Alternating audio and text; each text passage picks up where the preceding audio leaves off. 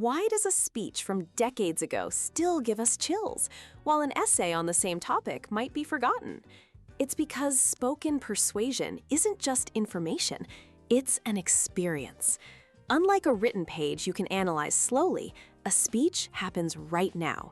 The audience can't reread a sentence or check a footnote.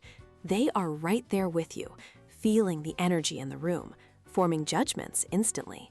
This immediacy is both the challenge and a speaker's greatest advantage.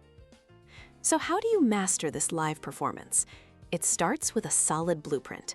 The classic speech structure, a powerful hook, a clear body with 2 or 3 main points, and a memorable conclusion, isn't just a formula, it's a roadmap for the listener's ear. It builds in repetition, making your ideas stick. Then you fill that structure with carefully chosen language. Think of Martin Luther King Jr.'s use of repetition. I have a dream. I have a dream. That rhythm builds emotional intensity. Or using inclusive words like we and our to instantly turn an audience of strangers into a team. But the most powerful blueprint and the most beautiful words can fall flat without the final ingredient, delivery. Your voice is an instrument. A strategic pause can be more powerful than any word. A lower volume can draw an audience in, making them lean forward to catch a secret.